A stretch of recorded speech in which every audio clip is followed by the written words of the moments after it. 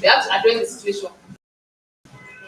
This is what I'm saying. If you see any anything that can cause that day now, I think if I had not said anything, probably someone else would have come had the same injury. At the end of the day, that damage suggestion would have finished in that state.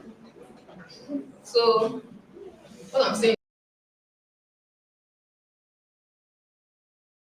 is that immediately. Always somebody doing something that is not safe. Call the person's attention to it, please. Call the person's attention to it. You can be very polite about it. Call the person's attention to it. You see someone doing something that you know is wrong, that can cause accidents or injury to other people. Call the person's attention to it. Sometimes you might do something wrong. You don't know that the repercussion will affect not only you, but also people around you. That's why we have to be our neighbor's keeper. When you see someone doing something that is not safe, call the person's attention to it. A strong safety culture begins with communication. Communicate properly. The next habit is to use the right tools properly. Many injuries happen when we take shortcuts. I'm sure some of us are always saying it's like it's just a short trip. I don't need to wear seatbelt. I'm just driving from here to I'm not driving from here to the junction. I don't need to put on my seatbelt. Most of us are used to that. That's a very bad habit. It's a quick task. I don't need gloves.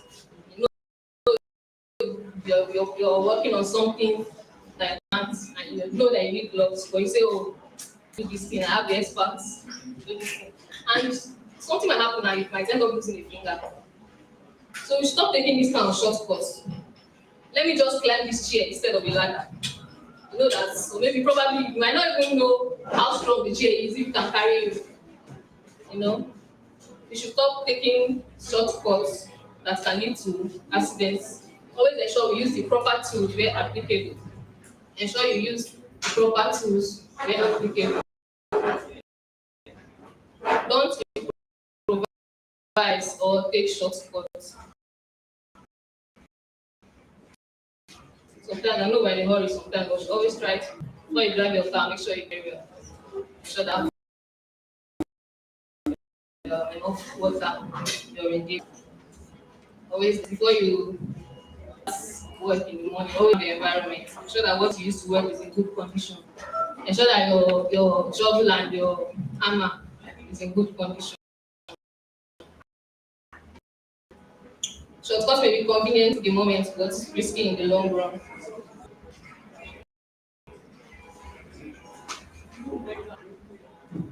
Protect others around you. Speak up for others. It's also the same thing that I'm saying. Sometimes safety isn't personal. You know, when some accidents it doesn't just affect one person, it affects other people around you too. That's why you have to speak up for others around you. You protect others when you correct unsaviors politely. When you guide someone who is aware, you see someone that is lost or trying to find directions.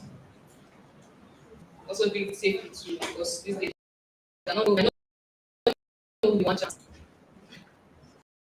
Help a colleague with something properly. If you find something that's obviously heavy. Some people like to, try to lift something that is very, it's obviously very heavy for you, but you have to lift it by force. If you see someone like that, please, one someone of a spill or a hazard, if you see that something in front that can cause injury or an accident, and you see someone going there, please, want the person tell the girl or be careful that a hazard again.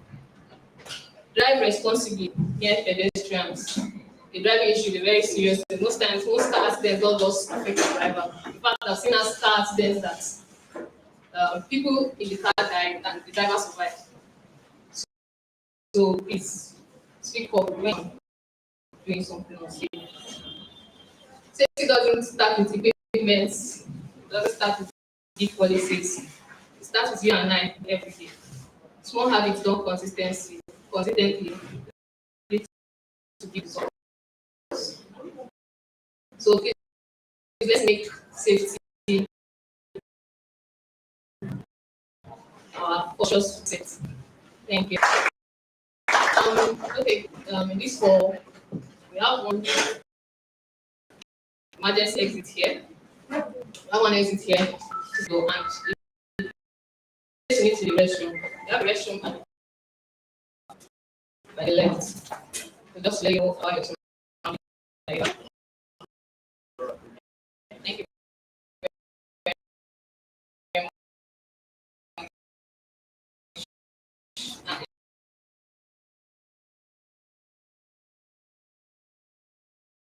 Something for me. Am I right? Yes.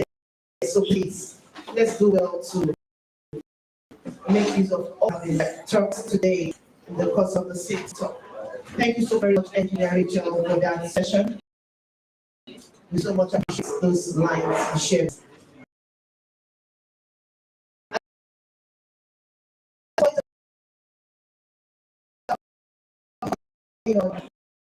Honorable, please welcome at this juncture. Please make welcome to the podium with a clap. Honorable, please pick up your response.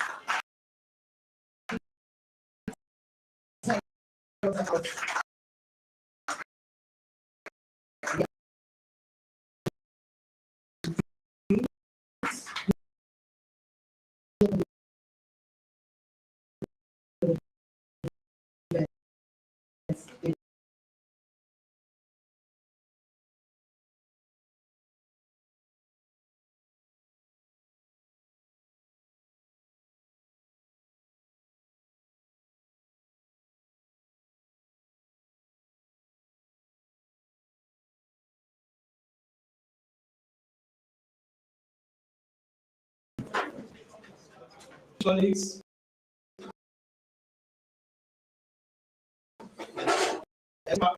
partners, and honored guests. It is with great to this year's annual seminar. Your presence here today reflects your commitment to our collective growth.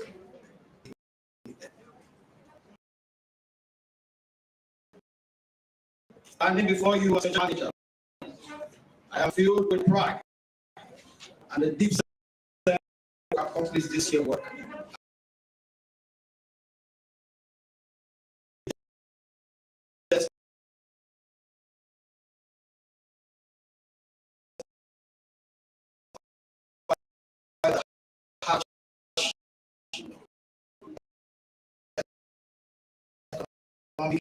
Headwinds face our nation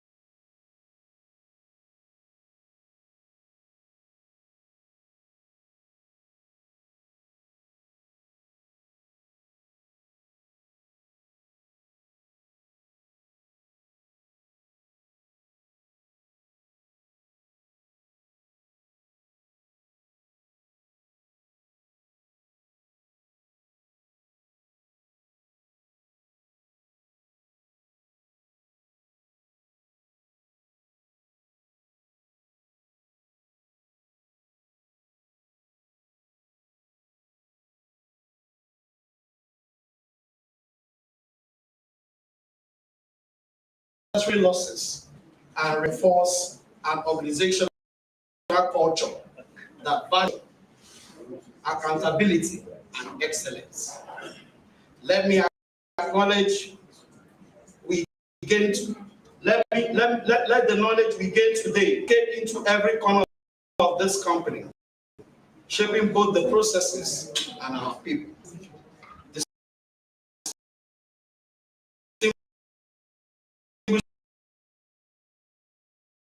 colleagues, let you once again for your commitment. Your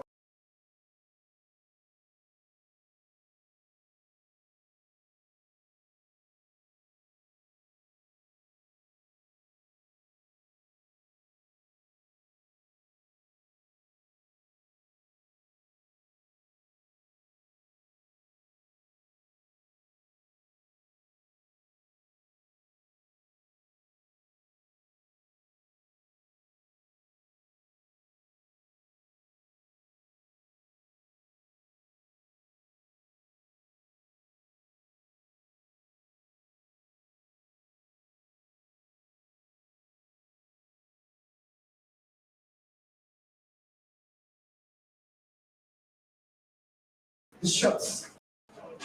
Is anybody coming up to the podium? Please use this on the right side so that we can mind.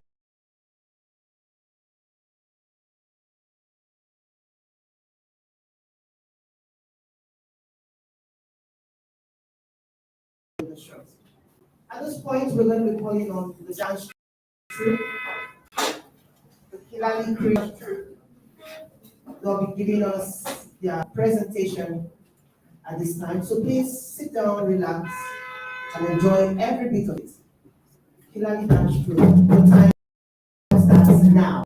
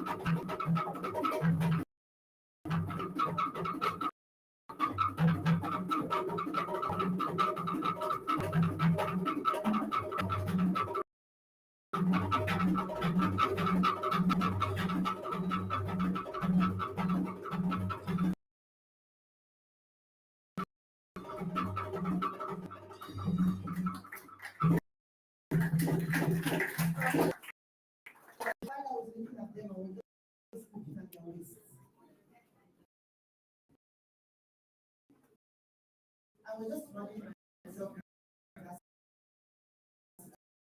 presentation. It's another round of applause for that presentation. Thank you so. Okay. At this point, we shall be taking our lectures. Lecture one. I would like to take the turn of our first lecturer this morning. This afternoon. Permit me to make welcome to the podium Yaga Joseph Iyomi. Please round of applause for him.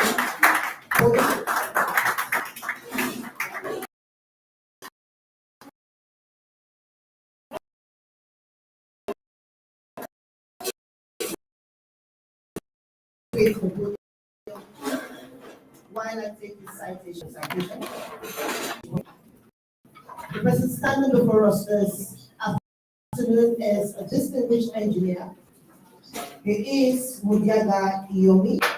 He is a trained mechanical engineer with over 5 years of industry experience, driving innovation, operational excellence, and sustainable growth across major world-class projects in the field of manufacturing and production systems, mechanical, pipeline engineering, construction and installation, quality, HSE, and project team management. He is a change and transformation leader, been actively involved in issues of challenging projects in various capacities such as piping engineering, construction engineering, construction superintendent. He is also a head of site quality control, package manager, project leader, and the HSE manager. Please, a round of applause for engineer Iyomi. As a quality manager with 10 FMC, Mudiaga oversees initiatives spanning team management, process performance improvement, digital integration, stakeholder collaboration, workforce development, safety culture advancement, asset management, and interface coordination all get towards achieving on-time delivery of zero defect subsea equipment for various projects and ensuring increased profitability for the company. Engineer Mudiaga has several academic qualifications from BTEC all through to his professional certificates include project management, professional PhD. He is a current registered engineer, a member of the Nigerian Society of Engineers. He's also a member of the Nigerian Institute of Mechanical Engineers, and so many other certifications. Please, a round of applause for Engineer Mother. He has been recognized severally, reflecting a career dedicated to elevating industry standards and shaping the next generation of manufacturing, oil and gas, construction industry leadership. With a reputation for delivering insightful and actionable presentations, what brings a powerful perspective to the stage, one that inspires professionals to adapt, innovate, and build with purpose. Engineer Mudiaga does his social responsibility through the channel of the Rotary, where he has served as a club president, assistant governor, a round of applause for him, please, and several committee chairmanship positions at club and district levels. Mudiaga is happily married to Happy Yomi, and the marriage is blessed with beautiful and amazing children. Ladies and gentlemen, at this juncture we make welcome Engineer Mudiaga Joseph Yomi as he takes on the stage to bring to us a topic this day that we titled Material Wastage as it affects project cost in construction. A round of applause for him. Thank you very much. Very delectable MC with a golden voice. I also thank you for the introduction. I don't stand for so long while they read out everything that is being read out. Please do have a presentation you can share so that you see exactly everything we're talking about. So thank you. My name is Mudiaga Yomi. I'm very happy to be here today. This afternoon, I'm highly excited to be in this today. I'm particularly happy because I see a culture that is sustained with take reality dreams. Nigerian organization to be this detailed, to be this prepared, ensure the longevity of its existence. What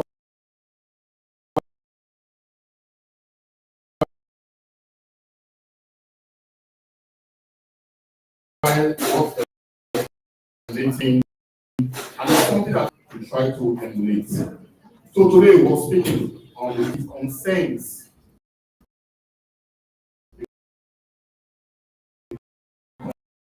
construction industry, costs and construction industry. We're going to look at the agenda very quickly and project costs. We'll look at material wastage as an impact on costs.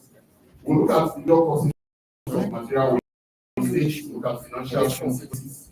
We look at environmental social impacts, and then of course we all go for the call to action. The call to action in terms of the strategies that we all take to reduce summarize. Also be as fast as possible, and I ask you to just flow with me. And if you have questions at the end of the day, you can ask the questions. Whatever the question is as it relates to this, ask and talk about it together as colleagues in the industry.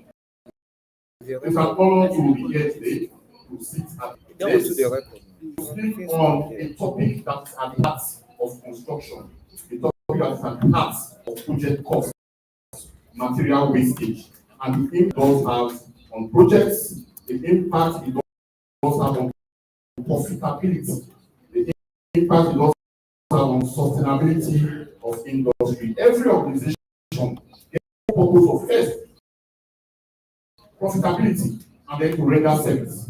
I want to make profits while I'm rendering service so that I'm able to sustain the business that I have set up. The construction industry plays critical roles in the well-being of all of us, in the well-being of everybody. It helps to meet the needs of society. It helps to ensure that the quality of our life is enhanced. And this at a very broad level. It helps the socio-economic development of nations, of organizations, of people. Okay? It also helps in infrastructural development. For the schools our children need to go to, for the hospitals we want them to attend as well. For the roads we need to get to this place and to get to wherever we want to go to our villages, to wherever we want to go to. It helps us to ensure that these infrastructures are all in place. Most importantly, it also helps us to ensure that the quality of life is enhanced by things like electricity. Without electricity, without the coolness of this room, the construction industry is critical and it's something that we must pay particular attention to. And this is why when Engineer Pascal told me about this topic, I thought about it. Today is 13th of December. I'm close to discuss such a detailed topic. So a period of time, a number of days. And I said, oh, this guy is preparing his organization for 2026 and beyond. This guy must have done a SWOT analysis and have identified, this is my thought, and have identified that material wastage seems to be impacting his operation. So that's why he wants us to discuss it. And when Nadike, Honorable came there, he said exactly, they looked across their businesses last year that is finishing, their various sites, and they have come to that material wastage is a big impact on what they do. So that's exactly why we are here today. But then what's material wastage? And at everything possible so that we can all understand. I realize that I'm speaking to diverse audience. Everybody here is not a scientist or a technician or engineer. Some people here are people of different classifications. I want to be sure that we all understand what is material wastage. When you go to sites or wherever you are, even in your home, when you want to cook soup and you require just 10 pieces of fish, for example, 10 just to cook it, and then at some point, 2 out of these 10 fell into the fire. What you need to do, you now need to replace those to be able to take care of the family. I'll put that very basic. When there's a loss, there's a damage, when there's a misuse or inefficient utilization of resources, the resource is. But what I'm saying today, situate it in the context of your business, in the context of your industry, in the context of what you do. Don't look at it only from a good perspective. That's what now he wants to look at. But several of us are not in that industry, so situate it in the context of what you do. Okay, so material wastage is when there's a loss, when there's a damage, when there's a misuse, when there's an inefficient utilization of materials, and deliberately make the construction silent of material, whatever, beyond what is actually required to achieve a particular objective. Again, I'm taking away the word technical that you can see there. So beyond whatever you need to achieve an objective, more than that, the extra you are the delta is material wastage. So material wastage manifests in different areas. In this industry, it manifests in terms of excessive off-cuts. When you have a length of steel, and then you just cut it the way you like, and then eventually you have pieces of steel lying everywhere. It's material wastage. When you need to use 5 bags of cement, and then you order 6 bags of cement, and you actually use 5. The remaining 2 you need to keep them well, and it becomes 8. That's material wastage. If you need to use space to an extent, and then the remaining page you won't store it properly, that's material wastage. Going down. If the project costs me 100,000 naira, and I need to procure materials with 50,000 naira for these materials for 50,000 naira, along the line, because of inefficiencies in my process, or because I didn't take adequate care, I lost some of the materials and needed an additional 1,000 naira or 20k to buy more materials. And when as low as 100k, so I still for us, and I use an additional 20k to buy more materials. What it means is this: I have taken away 20k from that would have helped me in terms of infrastructure.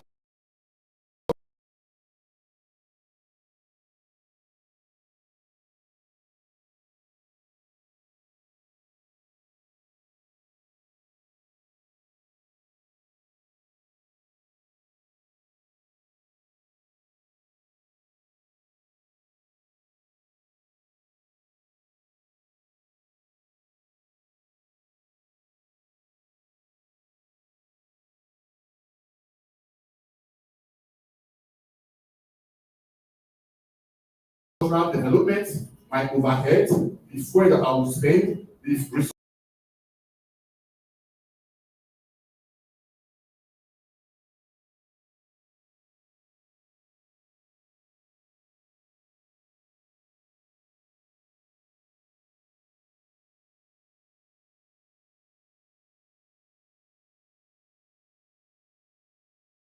When we spend that amount, and then we go on to break a tie, we go on to off-court, we go on, and I'm speaking to the language of this company, we go on to see that cement that we should have used correctly, that we didn't use it correctly, becomes cake. What we have done is that we have hit the project cost directly as a result of this negligence on our part. And material waste three main categories. You have a direct cost. Cost is what you now spend to replace the material, replace that 2 length of rod out of 10 that you cut just the way, or that somebody cut without having the right range. And we'll see that also as we go ahead. That's the direct cost. But there's also the indirect cost that has to do with the rework that you do, the labor hours that has come as a result of indirect. Indirect cost that will also come for should in case I am hiring equipment because the work has extended. I pay more for that equipment 1 days, and I want to use it in 4 days. Indirect cost is not paid. Indirect cost, if assuming I have gone to the bank business, and then I'm supposed to pay interest only once, 30 days. I find myself paying it for 60 days. Indirect cost. Those costs are disposable income available to reality dreams for them used to buy more equipment, to pick up the welfare of their personnel, and to also improve the of the offices. We all understand this. Then, in addition to that, we have a cost impact on the contractor and the client. What is the site? If the contractor that does not have capacity, after a while they run away because there's no money to do this. In reality, because they have misused the money. The money has not been channeled correctly. In terms of the clients, what do you see? Overinflated contract sums. It is so critical that client will say, okay, since you have run away, get somebody else to come and do this job. The contract sum is inflated. So you see, it has an impact on everybody. And when clients know that you constantly this, not because the request increases, but because due diligence were not done, the client finds it difficult to want to continue to do business with you. Graph. That graph is a global survey that was the impact of material wastage versus construction costs. That's what you see on the screen now. So if you look at that, you see a certain 38.46% of rates who said that for them, the total cost of materials that are wasted during construction is between 6 and 10%. You're going to see that there.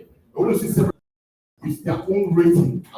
But the key thing to note, people believe that material wastage in construction industry goes between 1 to 25% at different times. 5.1% at some persons who said that is what we think.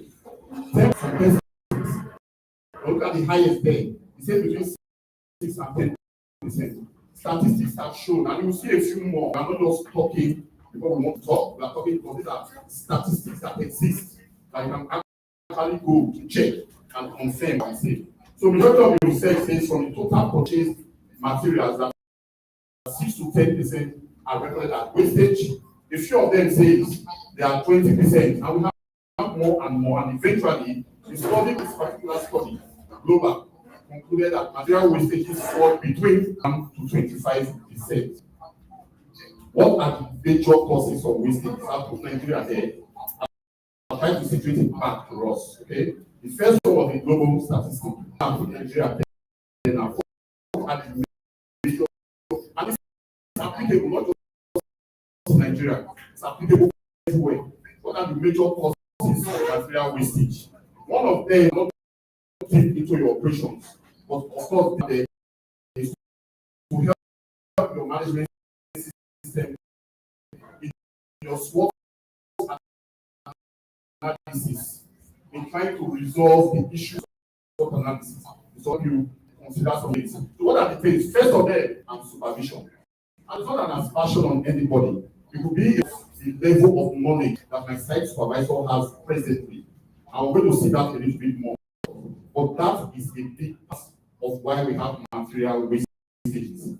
We also have material wastages due to inaccurate planning and estimate of materials.